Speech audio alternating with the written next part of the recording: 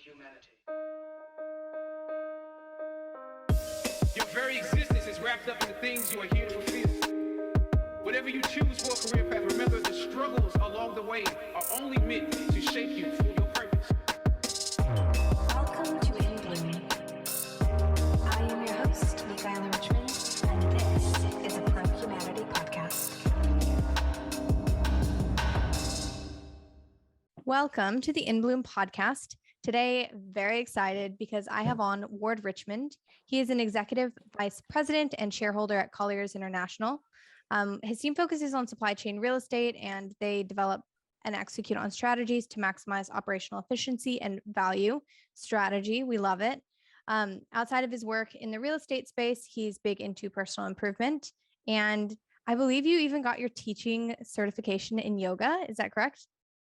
I did 100 hours of yoga teacher training. I believe like 300 is where you need to be like a real yoga teacher, but I got it 100. So I got a certificate for that. That's still really good.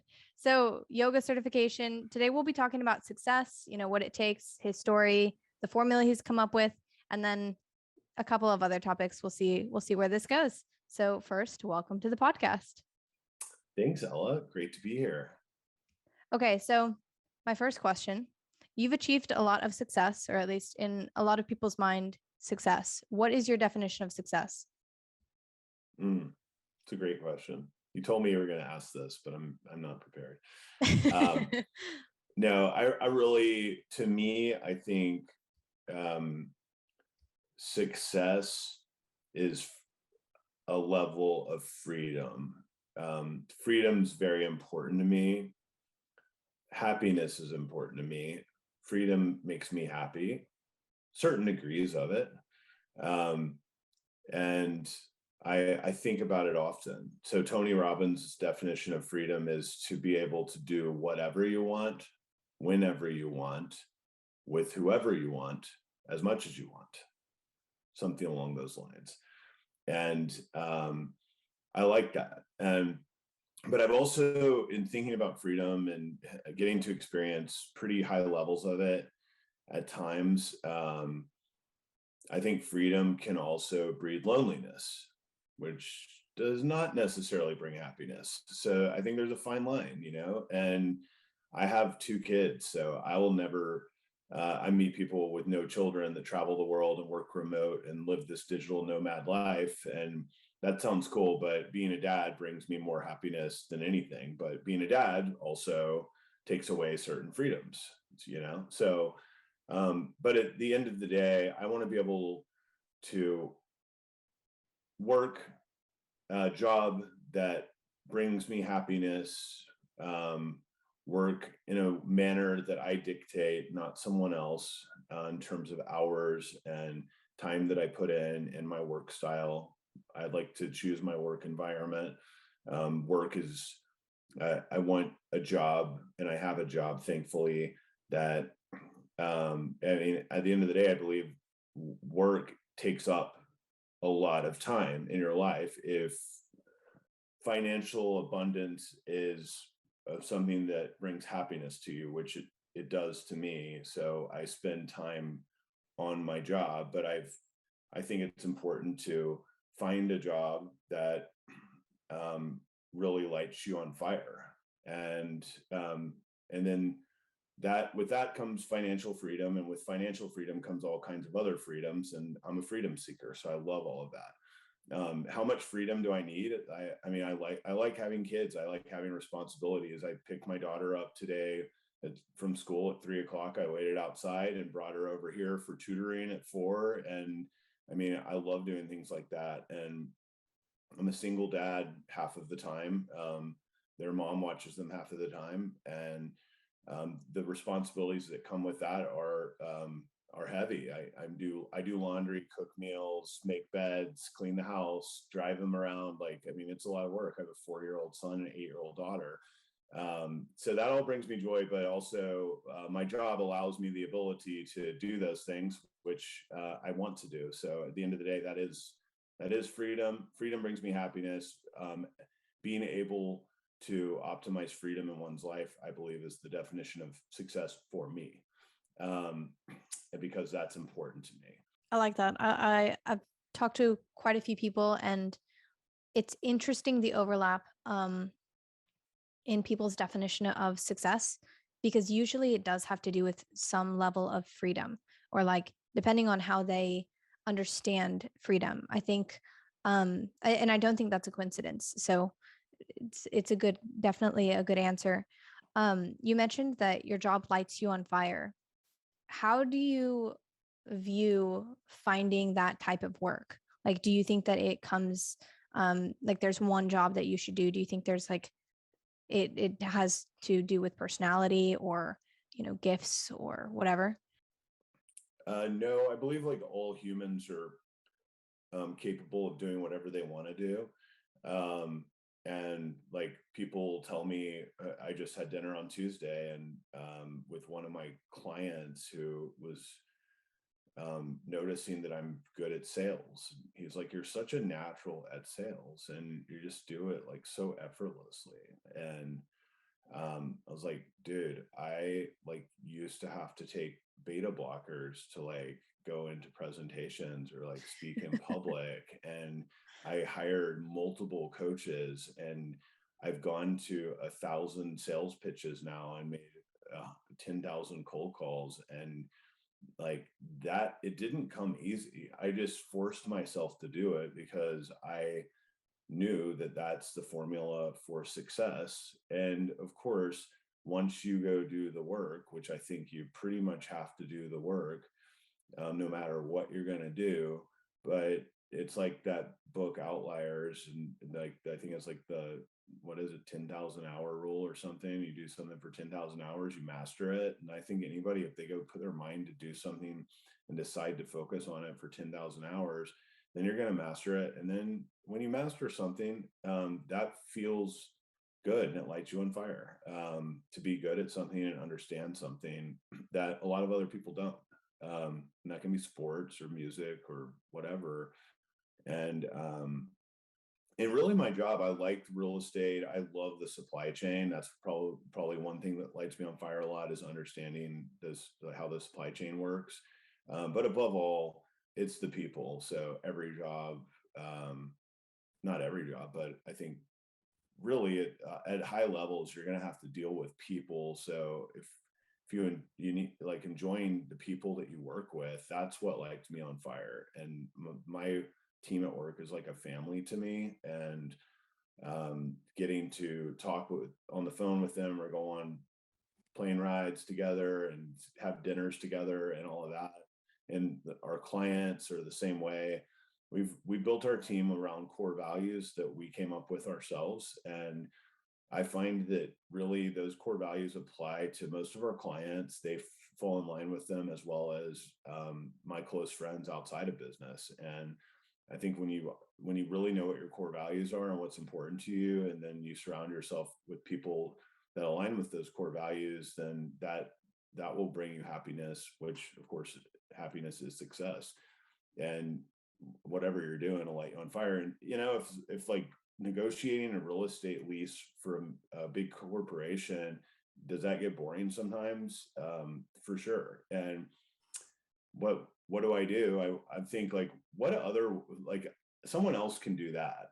I figured that out. Like I want to go figure out something else I can do that is related. Like maybe it's analytics, or maybe it's supply chain consulting, or maybe how can I get them labor to fill their warehouse that I'm signing a lease for? Or like, how can we market ourselves better? I think my coach told me literally on Monday, we were talking about this. And he said a good job will provide you with novelty, the opportunity to make art, and the ability to help others.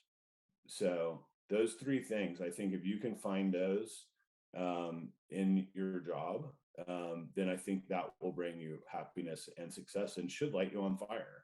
But you need variety. You can't just do the same thing over and over. And my job allows for that, because it's very entrepreneurial, and it allows for us to come up with new solutions and solve new problems and think of new ways to do things. I can go make videos, be on podcasts, write blogs, and just do lots of that's all like art. I think drafting an RFP for me feels just the same as writing a song does. If I'm writing a new RFP and I want to convey something in a way that's never been conveyed before in a concise manner, and like crafting that and writing something like that, even though it's like a legal document, which might sound boring to some people, but when you're me, it's exciting. It really is. And hey, and it's also just like, how are you going to perceive things? If I have to read a lease document, like do something tedious like that, you have to kind of mess with your mindset sometimes and say, like, I'm going to read this lease and be thorough and give incredible comments and be very good at my job and take pride in that. And like, or you can say, shit, I have to read a lease today and I don't want to. It's like so much about your mindset, if things are going to light you on fire or not. And I'm human. I get into these ruts all the time, but you got to go get yourself out of them. And I played in a rock band for a living and toured the world in a band for 4 years, played 200 shows a year and got to go all over the world. And guess what? That is more tedious than reading a lease agreement, as weird as that sounds. But for me, it was. For other people, it might not be. But that's like I think anything you do, you're going to have these things you have to do. And when you play in a band, that might be sleeping on a couch and playing shows every night at nightclubs until 2:00 in the morning and talking to strangers every night and being on the road. That can bring you joy for a while, and some people forever, like the Rolling Stones. And then it also can wear on you. So then it's just about your mindset, about, are you going to be able to do it? And then, hey, at certain points in time, you might not be able to do it. And then it's time to either find a way to evolve in your current situation or make a drastic change. And if you look at my life, I've made lots of very drastic changes at times when certain ways of living no longer serve me. And I'm thankful for that. And it's the beauty of free will. And I think a lot of people don't make those changes. And for me right now, my job lights me on fire.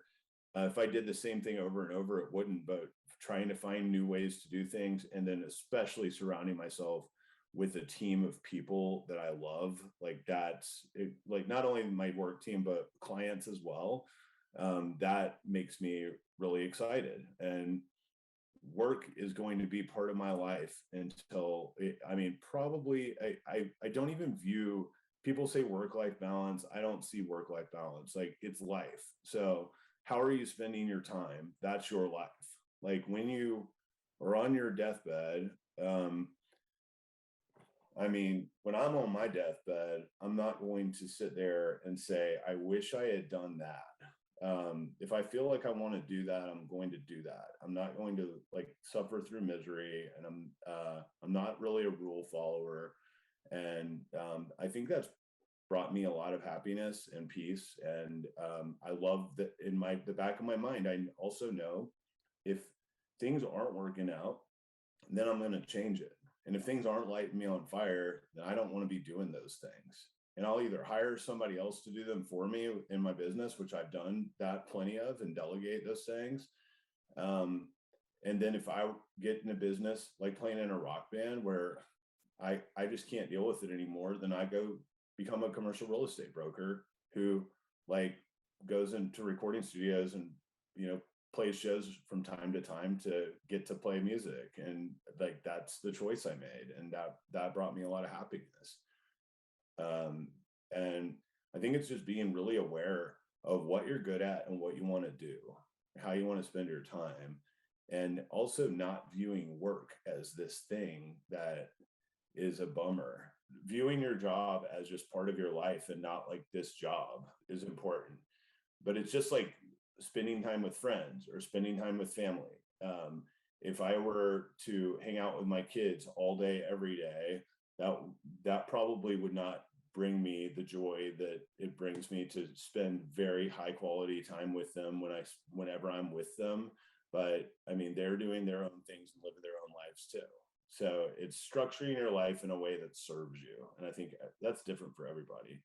It might bring people joy to have, I know it brings people joy to do this, which is not my kind of job and I couldn't do it, but to go work a job from 8 a.m. till 5 p.m. and get paid a salary, have comfort in that, have benefits, and at 5 p.m. be able to leave the office or leave the job site or leave whatever and not have to think about work until the next day at 8 a.m.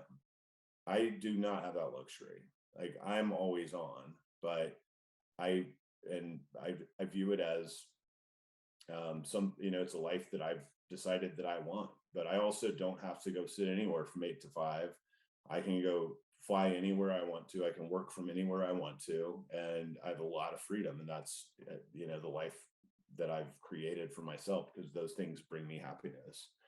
You mentioned that there are 3 things that a good job offers people, and it's novelty, art, and the ability to help others. And I think the art aspect is very, very interesting because I wonder if it's less like, I guess art interpreted in that sense would almost be your, I guess, creative capacity. Hey, writing an email to somebody, crafting an Yeah. email. That's why they call it crafting an email, because it is art. And the ability to write is a very powerful thing.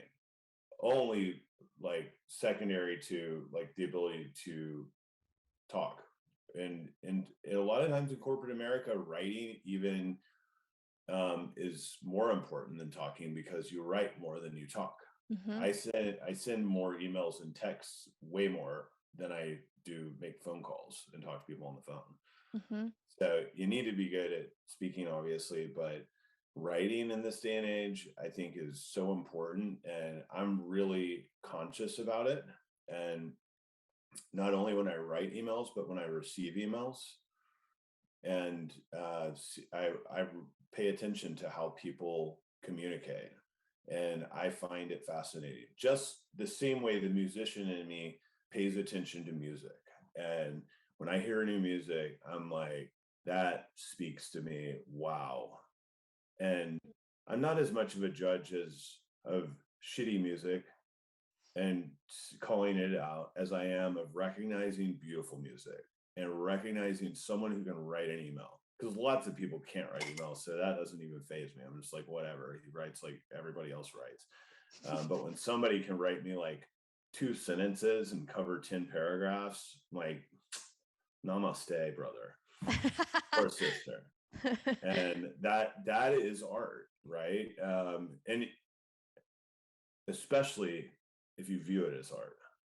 Yeah, I agree. I think in this context, art would be considered just human creativity. Like I got into the topic of like what means fully alive? Like what does it mean to be fully alive? And I think that anytime I asked somebody that question, whenever I was really, really digging into it, most of the time they said something that was creative, whether it was writing, whether it was music, whether it was something that had to do with people. Like it was always something creative, them, making something that wasn't before. And so I think that that's really awesome, really interesting that you brought those 3 things up. I'll definitely remember those 3 things. You also mentioned that so this was actually very, very interesting to me. You mentioned that you were in the rock band before, and then afterwards you went into commercial real estate. Sometimes it's difficult for people to undergo an identity shift like that. Oh yeah. Very. What was that like for you? Ask me in 10 years. I mean, no, at first it was really hard on me when I was younger. And I never felt like I fit in, and I used to care about it, and now I embrace it. Right? That's the only difference.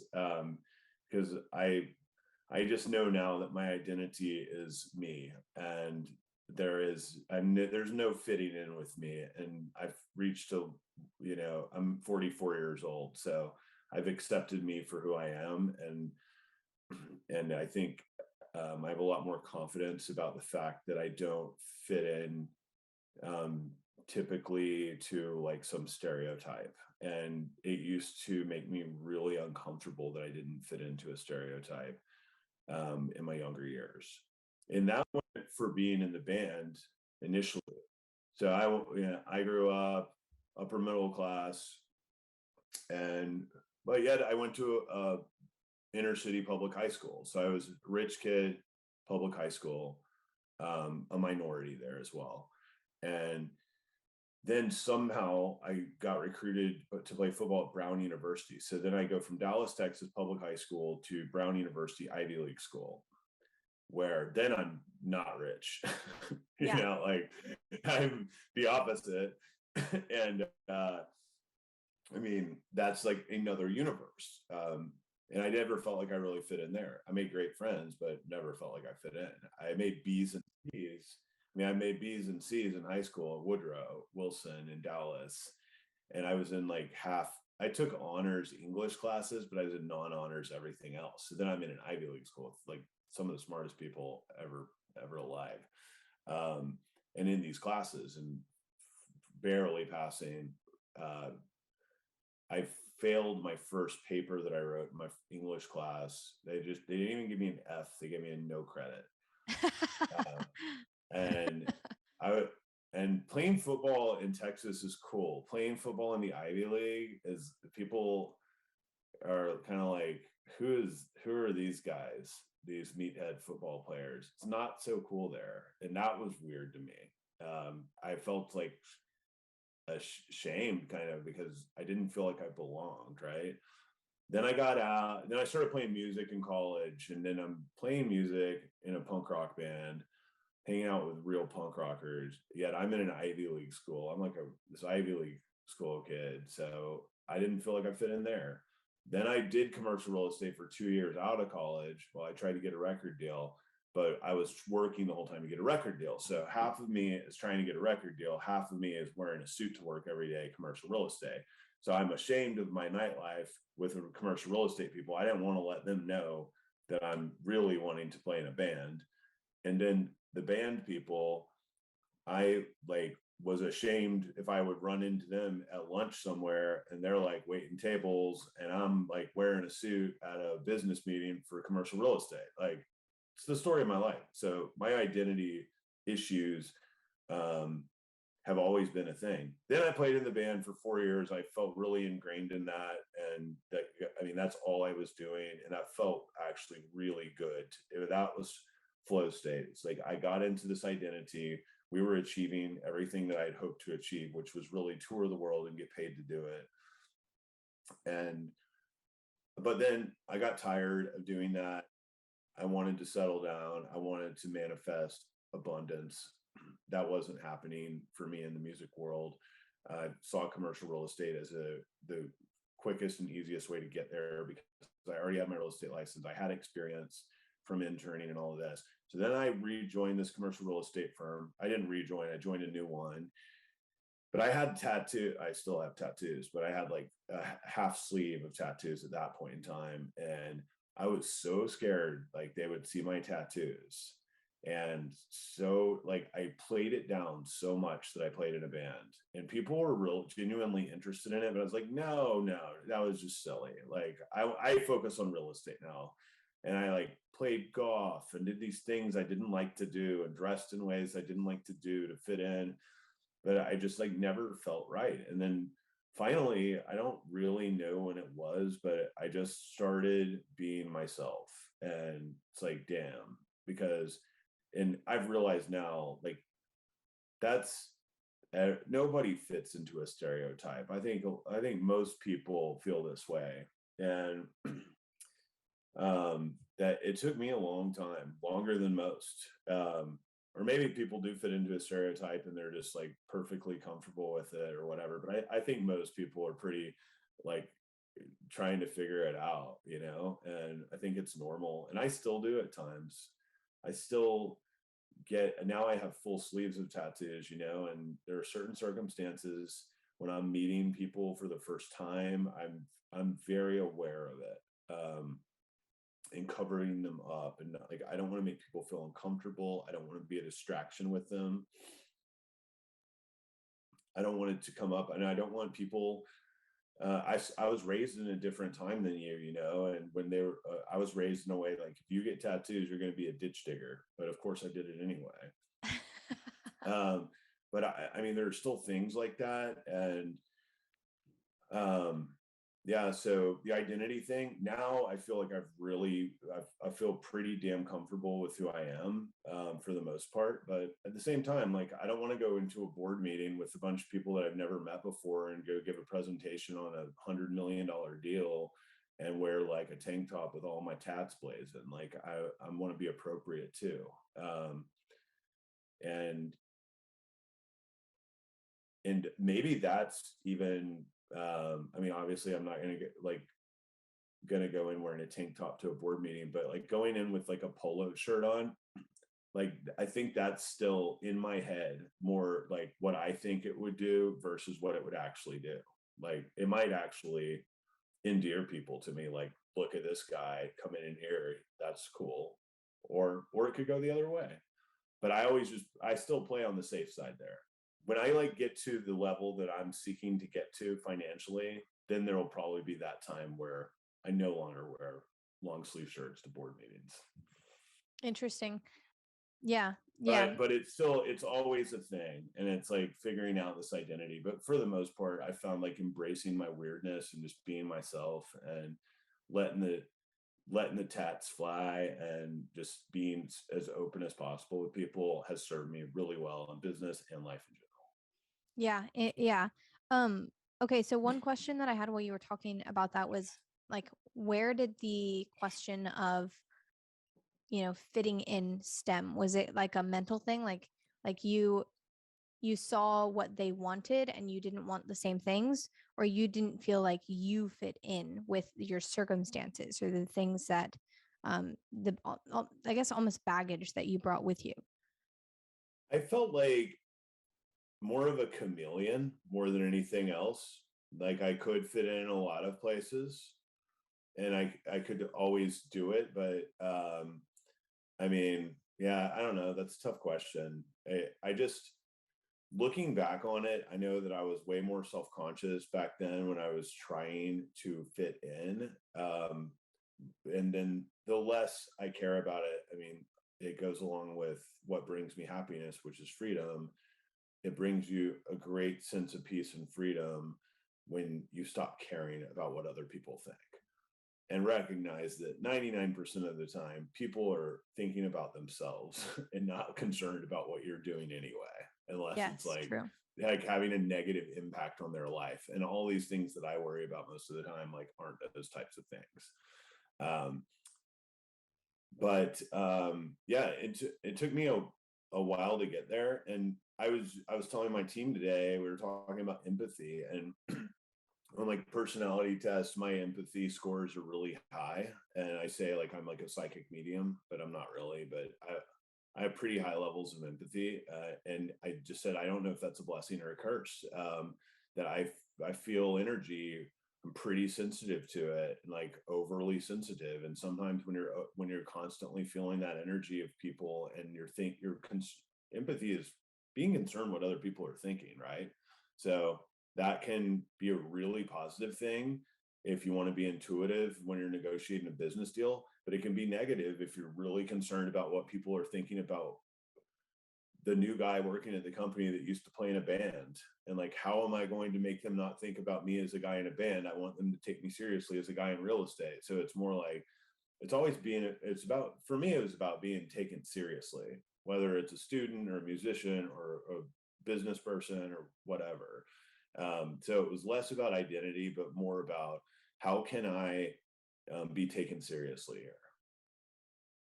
That makes sense. If that makes sense. Yeah. No, I it mean, I does. haven't really thought about it. So I'm just like, stream of consciousness in this.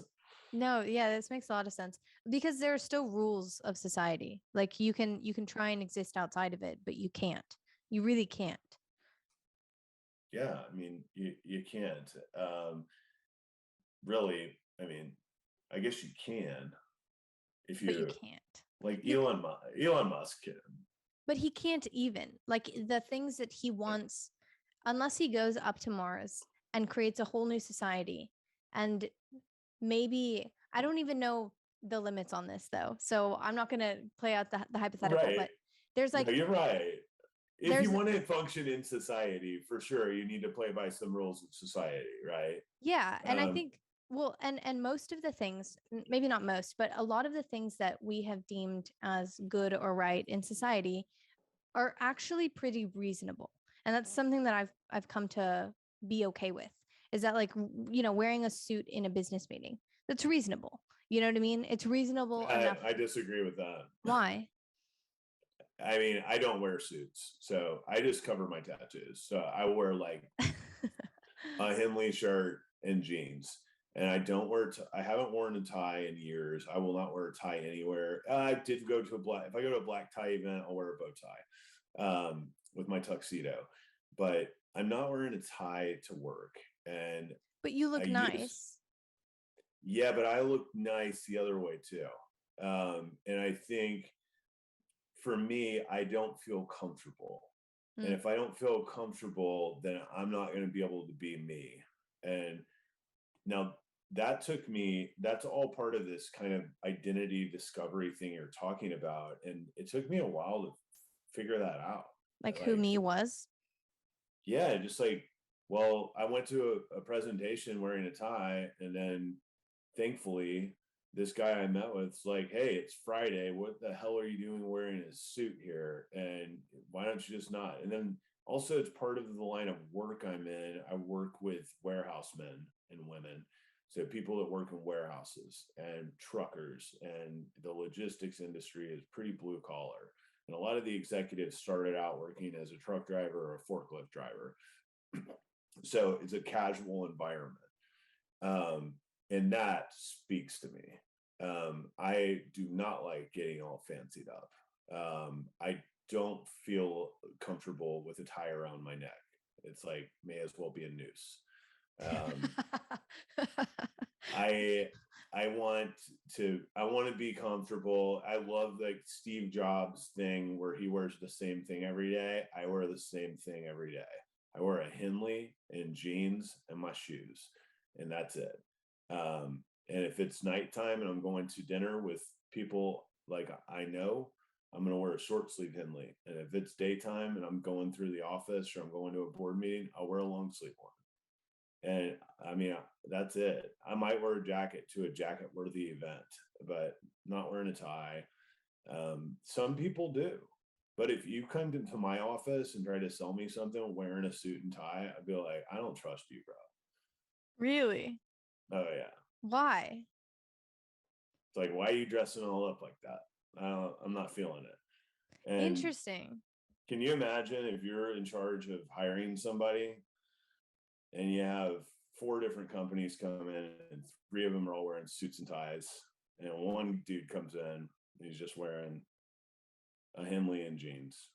I Like, think I'd respect him. And I think in sales, especially, like having the confidence to just say, I know what I'm supposed to do, but I'm going to do something that's not that bad, but, still good. Like, I think well, I'd respect well, the confidence. yeah, and it's just it's not even intentional though. But Mhm. I've been told that I mean it's appreciated by a lot of people. In the new culture that we live in, it's not how it used to be. Like I don't really know anybody that wears a suit anymore. I don't know who wears a suit to work. Yeah. Like everybody dresses way more casual. Back in like when I got out of college in the year 2000, everybody did. Hmm. I had to every day except for Fridays. And it was not pleasant. I did not enjoy it. I always thought it was silly. And Interesting. I'll always think dress codes are silly. Interesting. I want to go into success and your framework, and then I want to go into the culture shift because there has occurred a culture shift in the past, I don't know, maybe 5 years, maybe 10 years. I don't know. It's just become more apparent recently. And I'd love to hear your thoughts on the shift in culture that has happened. You mentioned the suits and the ties. But yeah, we'll go into that afterwards. So, success. Um, you gave us your definition. You also have a framework, and I know that you're writing a book on that. Yes? Yes. Okay, I'm explain writing a book, which I may never publish, but the exercise why. of writing the book, I don't know. I'm contemplating it, but I'm not like moving towards the finish line to try to go publish this book right now. I was when I first started writing it, and now I've enjoyed the process of writing it quite a bit, but I just don't feel like now's the time, and I don't have a good ending yet, and I Hmm. want to see how things play out to get the right ending.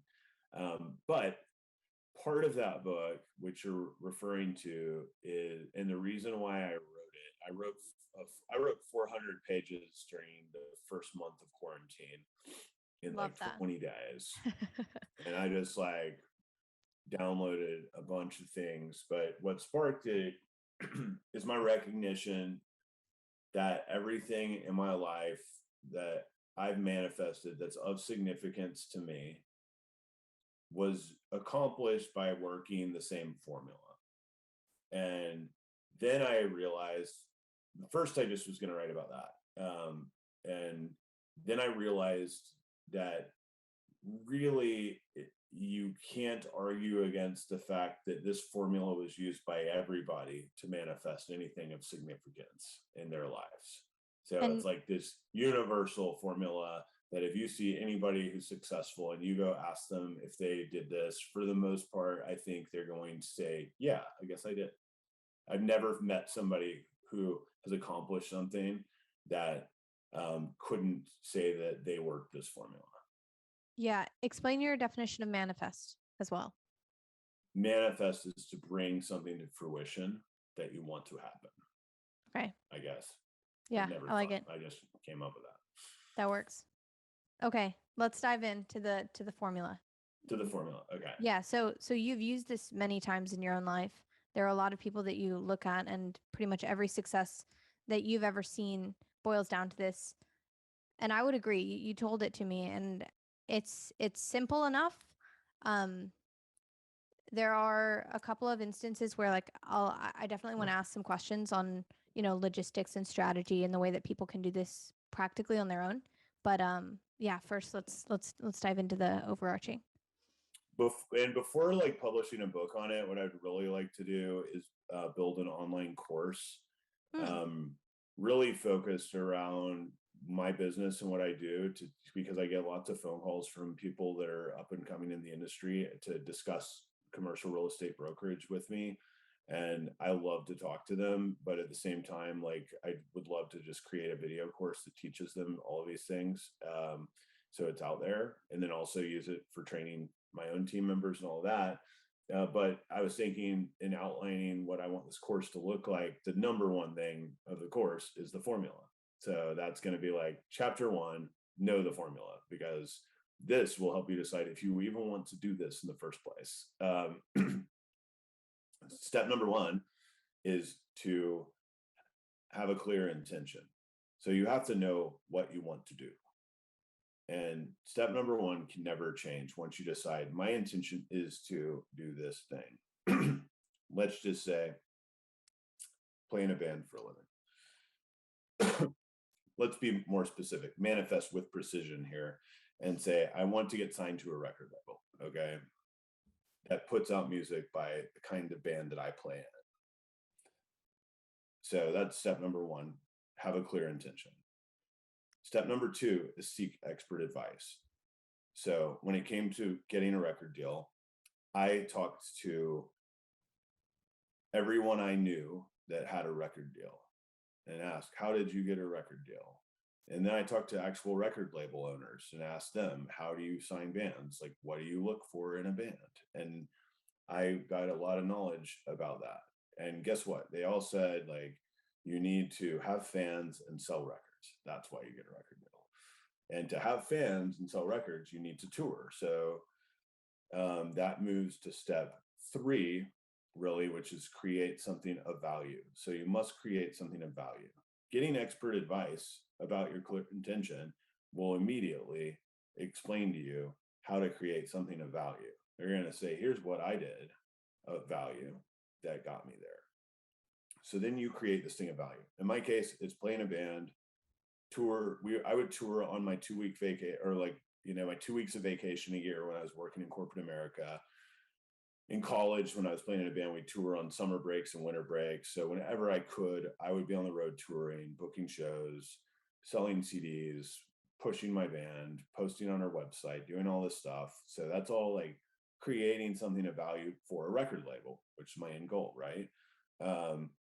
And then the next step, which is kind of in that same line, and obviously like writing music that I think is good, and with my band and creating good music. And then the 4th step is outflow. So once you have something of value that you've created, you have to tell everybody out there that will benefit from the value you create about the value you create. So in this specific example of getting signed to a record label, I made an Excel spreadsheet of every record label that I would want to sign my band, like that's in this genre of music that we played, which is like countrified punk rock music. So pretty narrow, unique genre of music.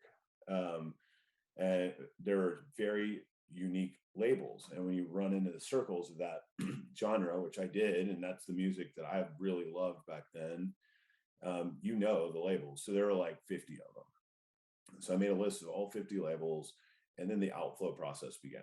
And this is before Facebook, Instagram, SoundCloud, all of this. So I found their mailing addresses, found the person in charge. I called them.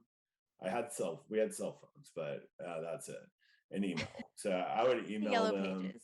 But like, yeah, you don't email them MP3s or something. You just email them like email. Like, hey, did you get my press kit? But yeah, we would mail hard copies of CDs, our promo photo, a typed up bio that was printed out about the band, explaining like the value that we create. Like, we are this type of band.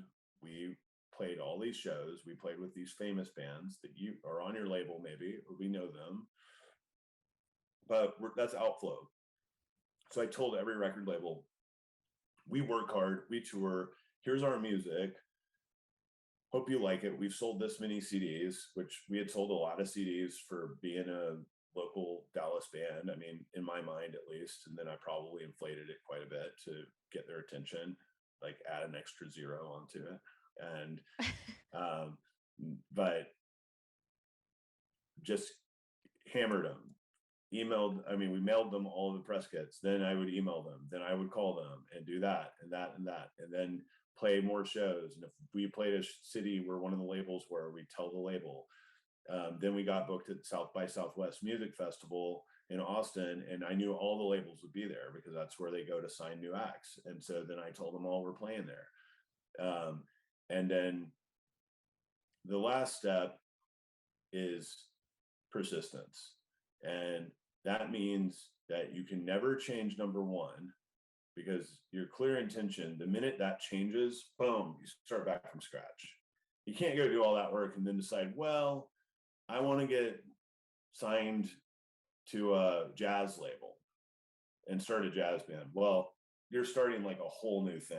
So you can't change, like, I want to get signed to a country punk rock label. But you do have to go back and repeat expert advice. You continually seek expert advice. By doing that, you'll continually up your value proposition, if that makes sense. Whatever you create a value, you're going to be able to find more ways to create value for the people that need it by speaking to more experts. So you always continually seek expert advice. Never just stop once you get your first 3 experts and then you're like on your own. Keep going back, always seeking expert advice. Then keep creating more value. And then keep telling people about it and don't stop. And you keep repeating those 3 things, then it will happen no matter what, every time. and we got signed to the record deal. 2 of those labels showed up to South by Southwest. One of them left in the middle of our show. One of them signed us, and then we were like plane tickets to Europe and Australia, and went on tour for 4 years, and made it happen. But I use that same formula to really play college football, to build my real estate business, to do all kinds of different things. And I can walk you through like every one, but I'm not going to. And I use the band example because I feel like that is the thing that, of all the things that I've done, that was like the least likely thing to ever occur in my life. But it may have been the thing I wanted the most to occur in my life. And that just goes to show, like, if I could make that happen, like anybody can make anything happen working that formula. Interesting. I'm going to have to apply that to my life. So, clear intention, seek expert advice, create something of value, outflow, and then persistence. I think, like, so this is very interesting. Whenever you were first saying that anybody could achieve success in anything that they wanted to, there's a part of me, and also probably other people, that wonders if that's actually true. You know what I mean? And I think as you lay the framework out, it becomes very true to me, because I think that if you're not actually persistent enough, if this isn't actually something that's really, really deep into you, or your why isn't deep enough, you won't do it. And so theoretically, anybody could achieve success in anything that they wanted to, but I don't think they will, because they won't make the choices because they don't want it that badly. So that makes a lot of sense. Yeah, and a lot of people will work the formula 10 times through, and then they're like, it's not working, I'm gonna go do something else. And then you change your clear intention, or your job, or who you're dating, or whatever you want it to be about. It's about anything of significance that you want to manifest, be it a relationship, or money, or power, or freedom. Mm-hmm. There's a bug behind you. So, I hate that. Oh. Like, what is that? Okay, continue. Oh man. Ugh. Whatever. Okay, so that's the formula, and you've already worked it before, I promise. Yeah, I think so. So what's also interesting is I think you have to be in it for the process of it, which is also why it's so difficult. Is And I don't think it's going through the steps. I don't think it's 1, then 2, then 3. Like you mentioned, you have to continue doing things over and over. So it's setting a clear intention, and then it's like you're piling things on. So like you almost increase your ability to handle something, I guess. Like as you go forward, let's say, take anything. Maybe you're trying to get better at writing, right? Like there's just a visual, but like incrementally you'll start to be able to write more and more and more and more, and pile more on, and maybe write differently. But like that's how I kind of view this, is that it's a process in the same sense where you pile things on and you never stop doing the things that came before. Do you see it like that as well? Yeah, and I also think a lot of people lack the courage to seek the expert advice. Like, Interesting. they don't want to sound dumb. People Interesting. don't want to sound stupid. I felt like very uncomfortable asking like bands that had record deals, like, how did you get signed to a record deal? Like, it took lots of alcohol to get me there to ask that question. And like asking people for help is something that is really hard to do for humans, I think. Yeah. For me, for sure. But forcing yourself to do it pays off. And when you ask for help, like 9 times out of 10, people are going to help you. The Yeah. universe is there for you. I mean, the internet's there for you, obviously. And like you can go get help from anybody you want by Googling it, but you can also go call these people. Find someone who knows them, like find a CEO of a company and just call and say, like, I mean, it takes that takes persistency too, like seeking expert advice. And if you want to go get expert advice from people, I now pay for it. So thankfully I'm in a position where I can go hire, I go read a book I like, and 9 times out of 10, if somebody wrote a really badass book, they'll take your money to give you some coaching, or they have a seminar, or they'll do one-on-one coaching or whatever. And I go seek those opportunities out constantly. Or even just like I read Tony Robbins' book, and I'm like, I went to 6 Tony Robbins conferences. I can't afford to hire him as my personal coach, but I can go to his conferences, and then you're there in a room with Tony Robbins for 5 days, and he just like drops knowledge on you. And I am constantly, I'm going to Joe Dispenza meditation conference in 2 weeks. I am continuing on this path of seeking expert advice constantly.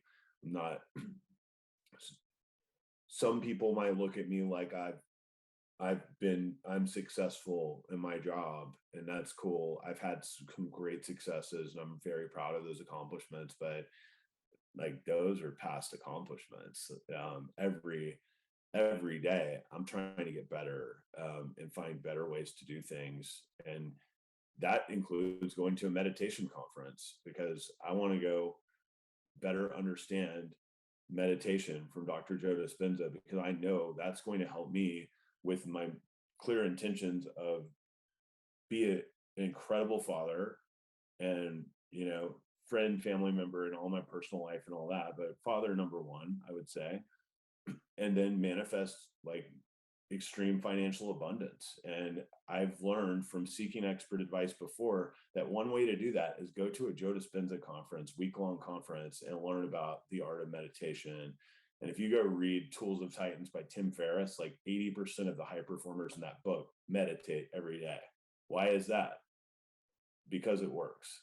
And I'm going to go like with who I think is like the number one person. It's my 3rd seminar with him. I've done online one during COVID. I did a 3-day progressive in Denver back in May, and now I'm doing the week-long in Dallas on the first week of October.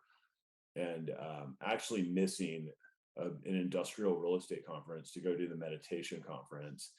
And I think that the meditation conference would be better for my industrial real estate career than going to the industrial real estate conference. And it's just it's in Dallas, and I made the decision to go. But I'm seeking expert advice constantly. It's just part of it, because I still have the clear intention that I want to be the best commercial real estate broker in the world. And that's one of my things. And to do that, I got to keep sharpening the blade. Can't get stagnant. How do you so you mentioned that it's probably difficult for a lot of people to ask for help. How do you, if you're in that situation, gain the courage to do so? Or how do you find the right people to ask for help? Read books constantly, and then if you really have a clear intention that you want to be something or do something, somebody else has already done it, so you should know who are those people who have mastered that. So in the beginning, do you look for people that are in your circle already, or look outside already? I normally go outside. I like to go after famous people. They're like, a lot of them I think are famous for a reason, and people whose books I read, people whose podcasts I listen to. I'm not saying like famous like Jennifer Aniston or something, but like people that are known. I'm drawn to them because I know how hard they work the formula to get there. And by doing that, I know how much expert advice they have already sought along the way that then they can share with me in a heartbeat, because nobody gets to that level where you're like at super high levels of success without working the formula and having like so much knowledge. And that can be through meeting with people who teach you something, but also through failing time after time after time after time. And like, they're going to have so many lessons to teach that, and that can be a form of expert advice too, is you becoming the expert by failing. because that's how you become an expert. It's fucking up. That's funny. So, okay, so you It's listen. true. It is. I'd prefer not to learn that way. If I can learn It's other ways. impossible. It's impossible. That should be part of the formula. Yeah. Well, okay, it's not entirely impossible. You can learn from other people's mistakes. That's probably the Not me. I'm not very good at that. I need to like do it myself. No. Yeah, I try. That's funny. Okay, so you mentioned going and seeking out experts in the field, famous people, because most of them, know what it takes to get there. They usually have a lot of knowledge. And there are obscure famous people, like famous people that only famous people know, famous people in that industry know. So that's also an interesting. Oh yeah, Yeah. like famous commercial real estate brokers for me. Like no one knows some of these people, but yeah, I've called many of them before, and I see somebody doing something of greatness in my industry, and I'll go call them up and talk to them, and just ask them if they want to go have lunch. How do you And do that though? Like, how do you practically get to the point where you can ask somebody if you're nobody? Like, and most people are nobody. How do you get to the point where you can ask somebody, hey, can I talk to you? Because everybody has so much to do all the time. persistency, and you write a good email. You create something of value for them. If you really want to talk to somebody and they don't like have paid conferences to go to, but you want to talk to somebody, like you find out what their birthday is and you send them a bottle of champagne, and you send them a handwritten letter and tell them why you want to talk to them. You meet their executive assistant and befriend her and say, what's his favorite thing to do? How can I get a meeting? I have to talk to him or her or whoever. And then you find out what conference does this guy speak at? I'm going to go buy a ticket to that conference, and I'm going to go walk up to the stage and be the first person to the stage after it. And I'm going to have my elevator pitch ready and say, hi, I have came here to this conference just to hear you speak, and I would love 30 minutes of your time. Would you please schedule 30 minutes with me on a quick phone call sometime? Or maybe we can just get coffee here and a business card. I mean, I've done this stuff so many times. I do this for a living, is go track down people that I want to talk to that don't have time to talk to me and don't have any interest in talking to me. It's my job. It's like Interesting. the So there's a number part of one you, there's a part of way you that that you do hears this. this. You go. Oh yeah, and I mean, I know how to do this. Like, Yeah. believe me, you go.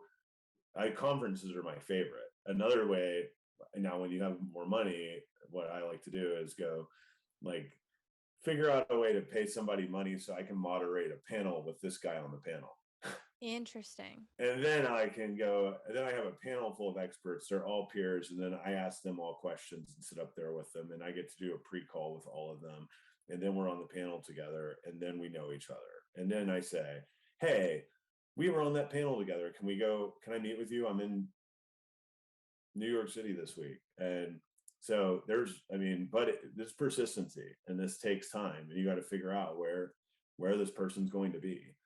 So Interesting. But some people, that's asking someone to buy from me, though, what I'm talking about. Like asking someone for help, just find someone who knows them. And if you have a really good reason why you need help from them, then ask that person, ask someone else connect, in their circle, like, can you connect me to them? Like, I really want to talk to this person because of this reason. But it's like chasing someone down for help. I think there's so much help out there that people, and I think so many people are willing to give help. I'm always willing to give help. I've had someone offer to pay me to be on a call with them to talk to them about commercial real estate. I'm like, no, like, I'm not going to charge you yet. But no, I just said, like, I will be happy to talk to you. I talked to them for like 30 minutes. I love talking about stuff like that.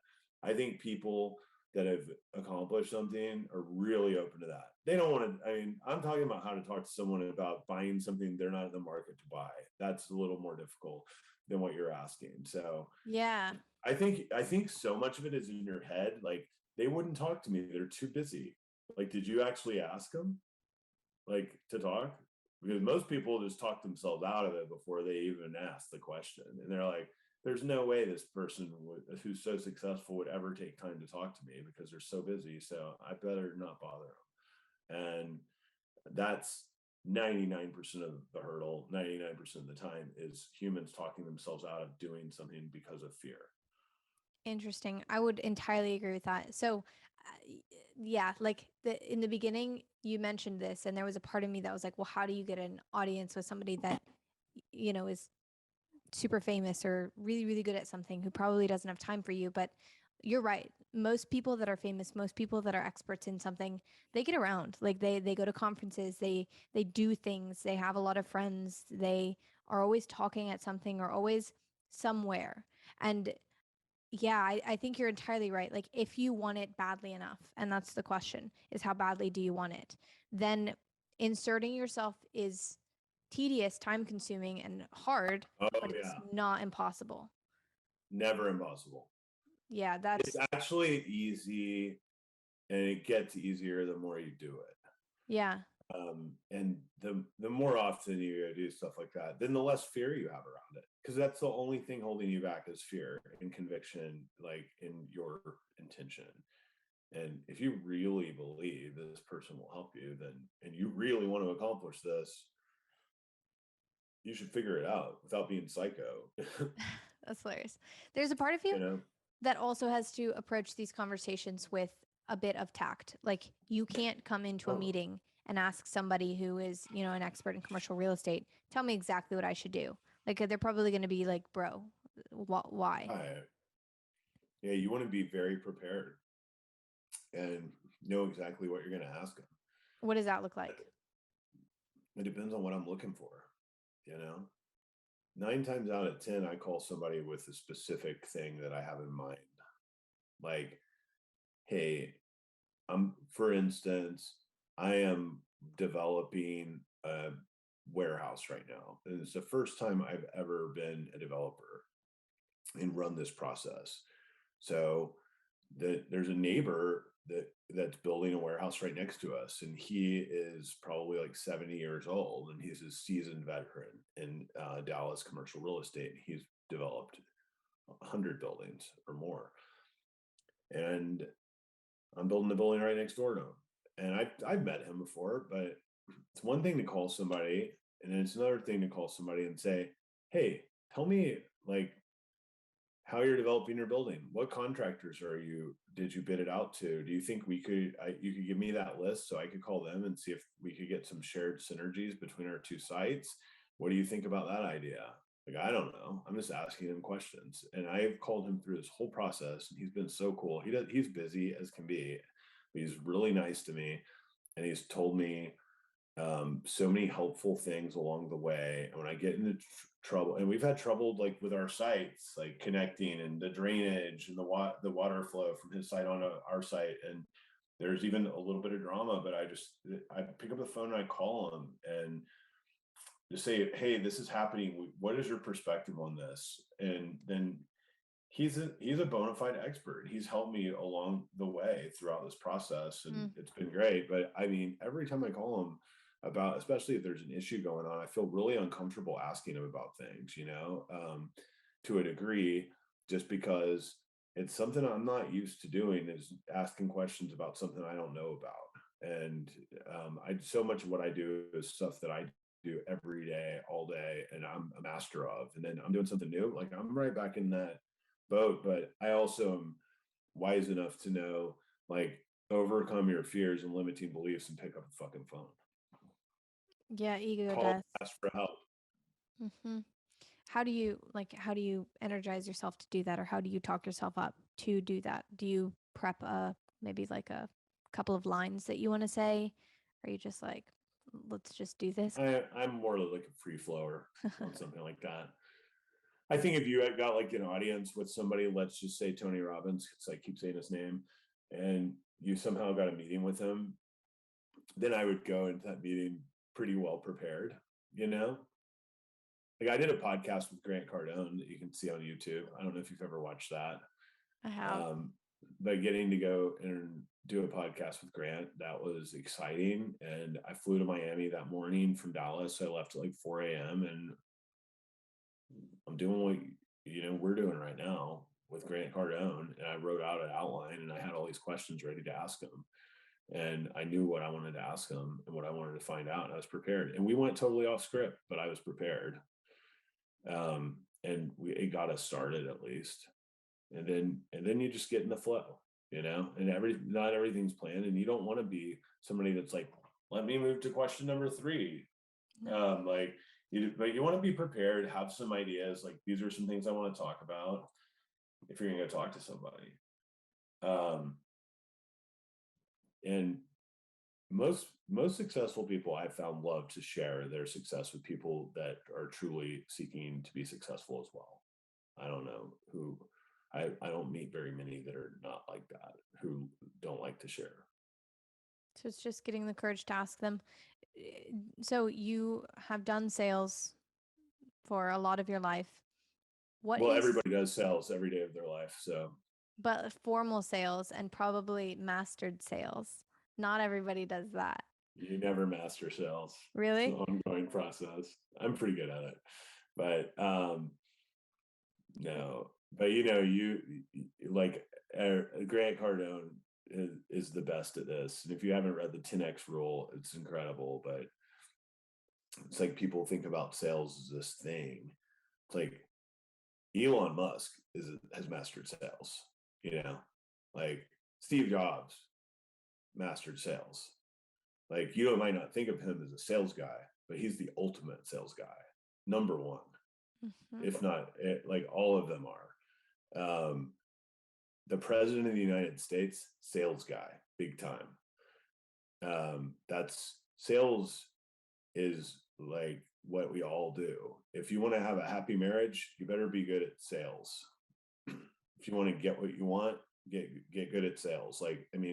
Negotiate with your children. It's a sales. Everything is.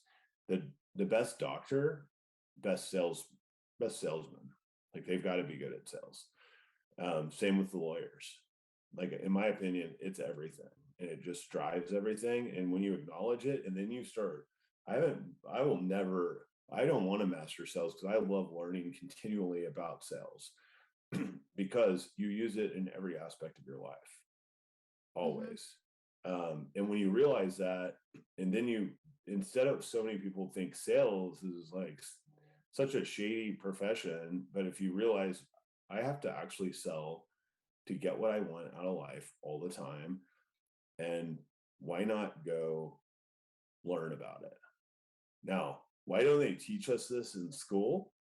That's insane. Because they didn't teach me this.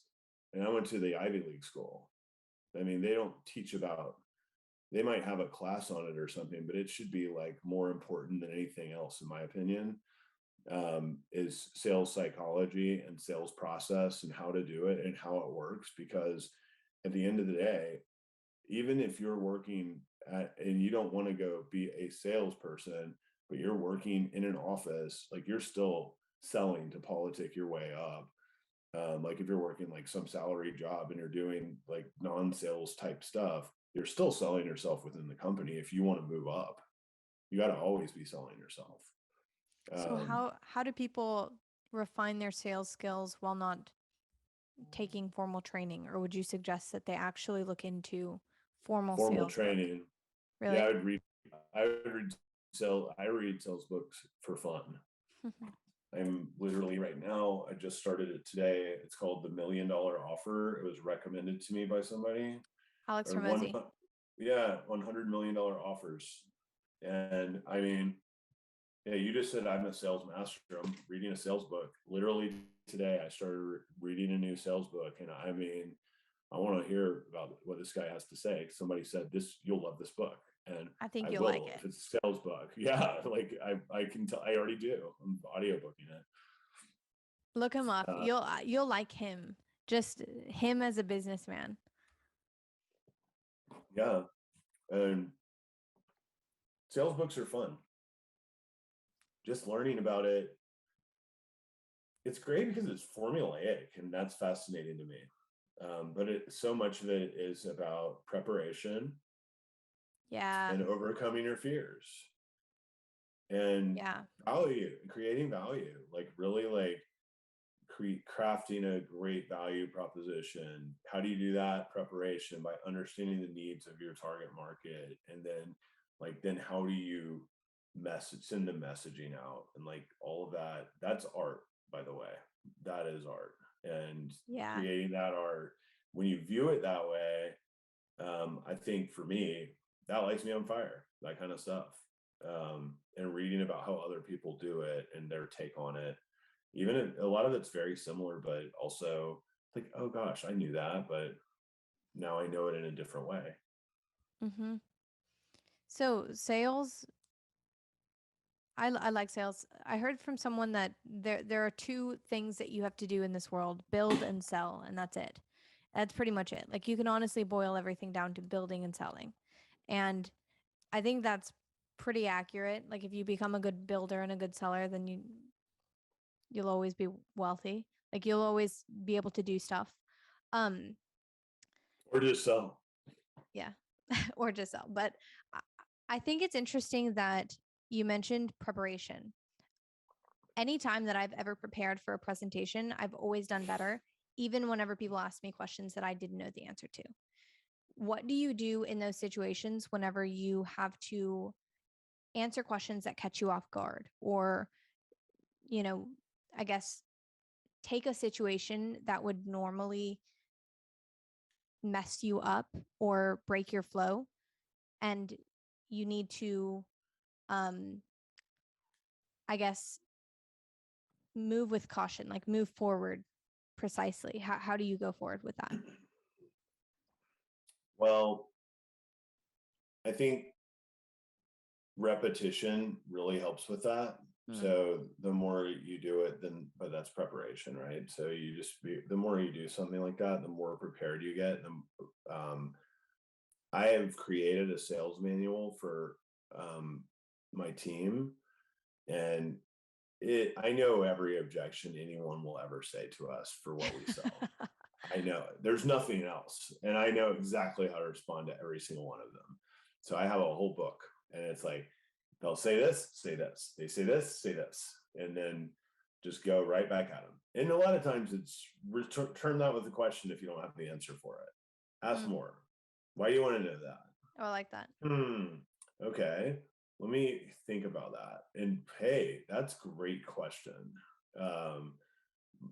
I need, if we had some example right now that I could think about, but for the most part, I wanted them to go better define a question if I don't know the answer to it. And then maybe I don't know the answer to it. And I just say, I don't know the answer to that one. That is a great question, but I'm going to find out. I'm going to get back to you. So I never will bullshit an answer and make something up. But most of the time, Interesting. I either know the answer or I don't know the answer, and I'll answer it or I won't, and I'll go figure it out. I think it's telling how comfortable you are with, like, the common theme that I hear throughout this whole thing is, I guess, a good word I could use is ego death. Like there's throughout this whole thing, it's a prevalent theme that you're okay saying I don't know, and you're okay putting yourself out there in ways that other people aren't, and you're okay taking the pride that most people would feel and saying, I'm not going to feel this, or I'm going to feel it, but I'm going to do it anyways. And I think that's interesting. Yeah, I appreciate that. That sounds cool. It sounds like I'm proud of myself for coming across that way, because I think that's, it's important. It's humility. I think humility is one of my team's core values, and I think it's really important. And it's the best way to learn. Interesting. You can't learn if you think you know the answer to everything, nor can you be trusted. Interesting. Yeah. If somebody, I mean, like, well, I want an expert that knows the answer to everything, but if they don't, I don't want them to like figure out something fancy to say to me. I'd rather them just admit they don't know it, but figure it out quickly, then explain it to me. Or point you in a different direction. Yeah, I know who can like, or yeah, I'm gonna find out who knows this. It's not Mhm. me. That's interesting. I think it has to do with like the story that you tell yourself about yourself. Like you value humility, so these things don't matter to you as much. Like putting yourself into those states where you have to be humble. It's not as big of a deal because that's already in line with who you believe that you are. I think Not that's only that, it's like I view it as like one of my favorite qualities in human beings. And interesting. Yeah. and I told my core values, which our team's core values are discipline, 10x mentality, loyalty, humility, and gratitude. And I told those to Good. one of my friends over dinner, and he's like, humility? That's not a value. And like, that's a weakness. And it's like, I like for you it is. That's why you're not on my team, bro. But That's funny. like, but it can be seen as a weakness. Or like like Brene Brown. I saw her documentary, and she talks about vulnerability as like the greatest strength. That vulnerability, I think, like to the ear, like in your first gut reaction when you hear somebody's vulnerable, it makes them seem weak. But she's like, no, being vulnerable is powerful. I feel like humility is kind of like that. It's like less like that, but it is something that I've really come to value in people that I interact with. And Mhm. I can tell with my psychic medium empathy levels, like when people do not possess humility, and that's fine. And I respect that. And those people can be extremely successful. Um, but I don't want to deal with them really. Like they're not my kind of people. And like that, I'm not going to be business partners with those types of people. And I don't want them to be my clients because we're just not going to get along. But it's not like it's bad. There is no bad and good, in my opinion, for the most part. Like these are just human traits and characteristics, and that trait of lacking humility could be a major positive for people out there that want somebody to be their real estate broker or whatever, Mhm. attorney. Like they want somebody that's not like that, and that's their style, and that's cool. It's just not my Interesting. style. Interesting. Yeah. Okay. So before we get into our rapid fire questions, I wanted to ask you about the Monday excitement that you always feel.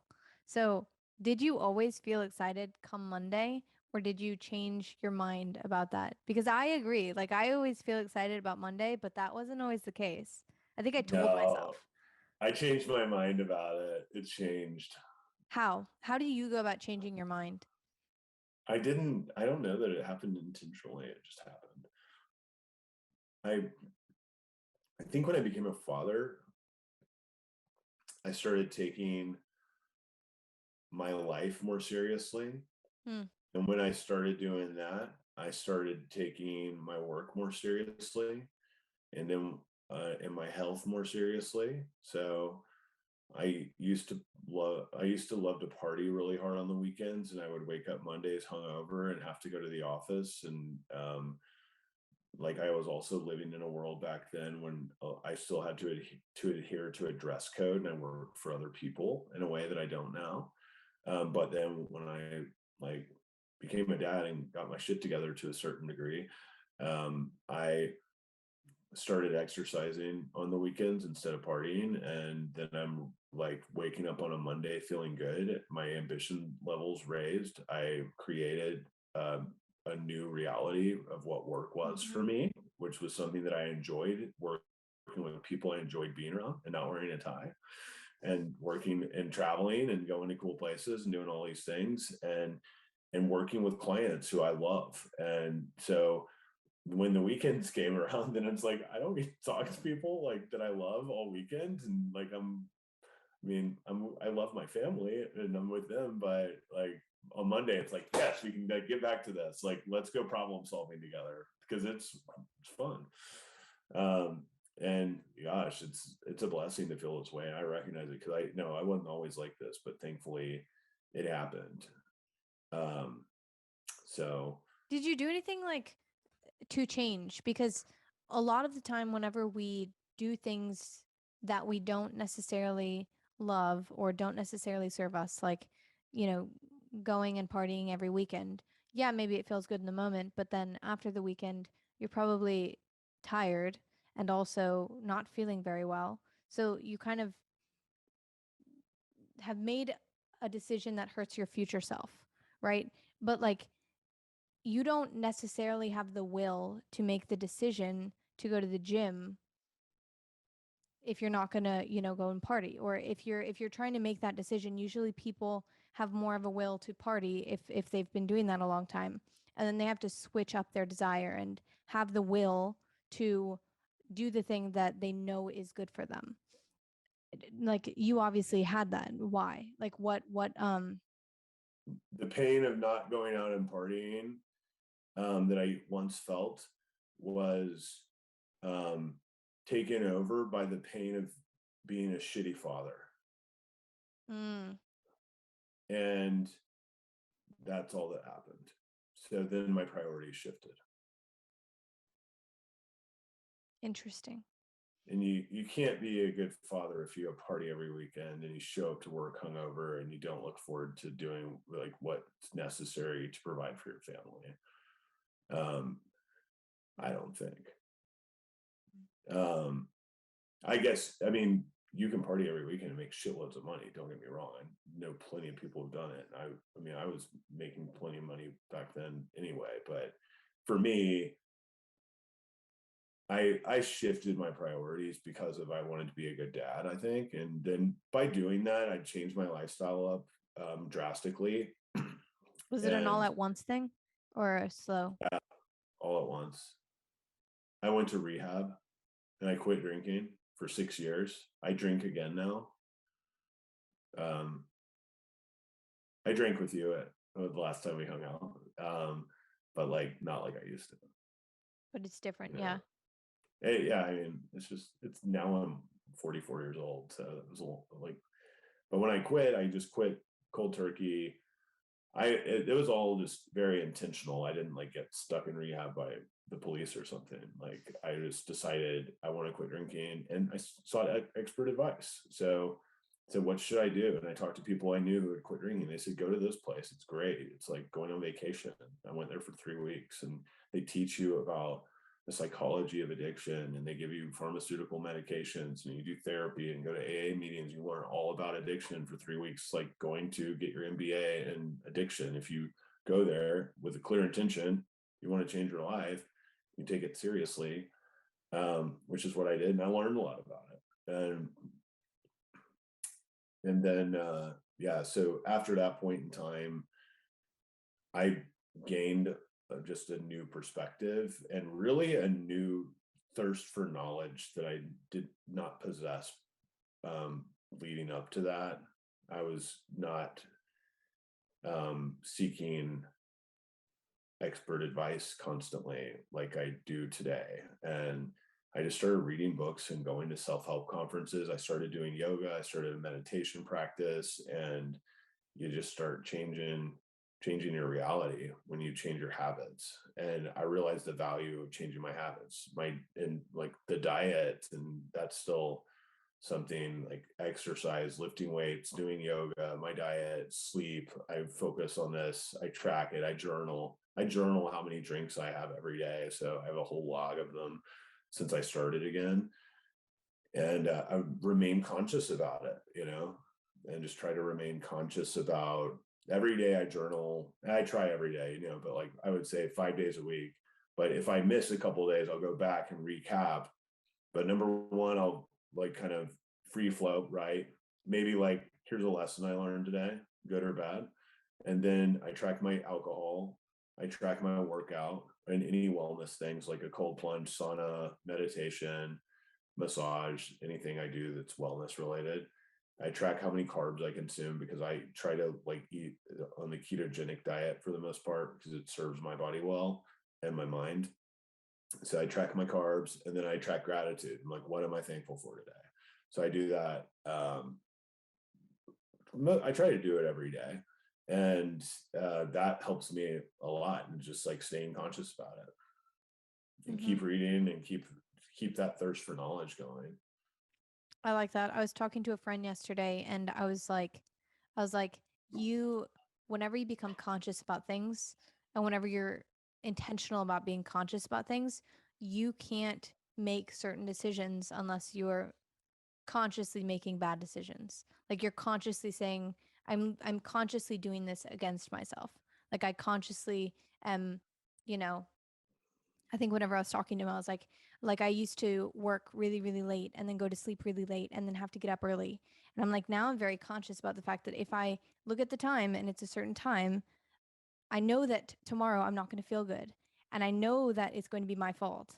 And Yeah. I'm either consciously choosing that or I'm not. And just applying that to every aspect of my life has been really, really important. Yeah. So I understand that. One last thing. So you mentioned, well, conscious awareness, the success formula.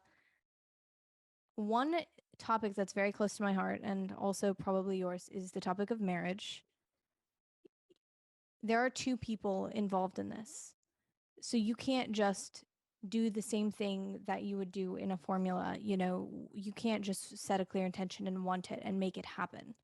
So, how do you view marriage in light of having a successful marriage and maybe in light of the formula or not, maybe outside of the formula?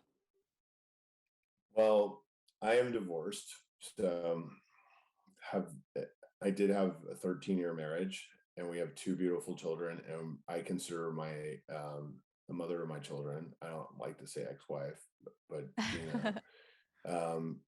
I still love her very much, and we have a very strong friendship and a partnership. We go on family vacations together. I talk to her, or at least via text, almost every day. We have an incredible relationship, and that's a clear intention of mine post marriage. Now, about being married happily and all of that, um, I do think it goes to the formula to a degree. One, you have to want to be married. You both do, right? Both people do. Both people need to work on it. You need to both seek expert advice. Go see a counselor, even if you're happily married. I would recommend go do things where you learn things together about relationships and being parents and being married. Um, we did a lot of marriage counseling, and it helped us. It helped us get through 13 years, which helped us have two children who are like the best thing that ever happened to me. So I view our marriage as success, even though we're divorced, because of that. Then, most importantly, create value. Tony Robbins has the 6 basic human needs, and that is how you make a marriage work. Is you meet the 6 basic human needs of your significant other. And really, if you do that, they don't even need, then that's creating value. So I'm going to tell you what those are. I had to look them up. I used to have it memorized, but it's been a while. And my AirPods are dying, by the way. So we're cutting this very close, but I'm going to close with this. That's cool. Yeah, definitely. So 1, certainty. So they need consistency. They want to know you're going to be there at dinner time and not staying up all night. That's a good example. Variety. They need to change things up. They might want to go on vacation. They might want to go on a fancy dinner one night, go on date night, like do something new, exciting. So certainty and variety are opposites, but you need them both to have a happy marriage, or business or any kind of relationship. But this is very important, I think, in marriage. And you have to put the effort forward. You have to create this value. Significance. You need to make your significant other feel significant and special. If you stop making them feel significant, marriage is going to not be a good one. Love and connection, obviously, like that's clear. Like have intimacy with your significant other, and make it a priority. Growth. So everybody needs to be able to grow and change and evolve as a human need. So you need to create an environment, I think, where that occurs. And then the last thing is contribution. So you got to let them contribute as well. And because people want to contribute. So if you think about just those 6 basic human needs, if you're having a bad marriage, and I talked to my Tony Robbins coach told me all this when I was having a bad marriage and I was not happy. He said, are you meeting these 6 basic human needs? He's like, because if you met these basic human needs for her, she wouldn't be able to live without you. And I had to think about it. And then humility, man, over here, I was like, no, I'm not. And I don't really want to. It's sad, but I didn't have it in me. My clear intention wasn't there. I was just like, I was kind of throwing my hands up. I was just tired. We'd been, I don't want to get like too into our personal life, but it was tough. We got divorced for a reason, and we can still love each other, and we're incredible friends now. I talked to my 8-year-old daughter about it today. I was just like, your mom is just one of the most incredible people, and like one of my best friends. Like, that even though we're not married, like I love her so much. Like I always have her back. And I do, but we weren't cut out to be married forever. And it's worked out for the best, and our relationship has drastically improved since then. And I didn't take that decision lightly. We did it. We went to therapy for years, and it was a long time coming, and we did all the work I think we could have done. And then we came to the conclusion to get a divorce, and it is what it is. But I think if you like read the Tony Robbins books and adhere to those 6 basic human needs, and once you start that relationship, if you're thinking about that consciously the whole time, then you're creating that value. And then that person's there right across from you. So that's the outflow. They're receiving that value you create for them. And then that's it. And you have to keep doing it. I love that. Yeah. So anyway, I feel like my AirPods are done. And that was like the longest podcast. This is like a Joe Rogan long podcast, but I loved it. I love you. Yeah. My niece cousin. Yes, thank you. You're one of my favorite human beings, Ella. Thank you. So thanks for having me on. Yeah, thank you very much for coming on. Everything that we talked about is really, really important to me. So I hope that other people enjoy it. Me too. Edit out the bad parts. I will. Don't worry.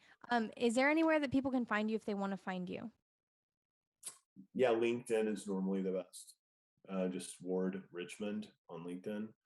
And I have a website, supplychainrealestate.com. And that's where I write blogs and post podcasts. I'll post this podcast there.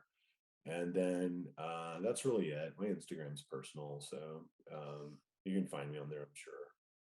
That's awesome. Okay, well, thank you very much for coming on the podcast. I hope everybody enjoyed it. Thank you. I hope that you found this episode enriching. I would love to hear your thoughts. If you would like to write a rating or a review, that would be fantastic. You can also follow me at Outflow Podcast. I'm looking forward to our next episode. Cheers. We all want to help one another. Human beings are like that.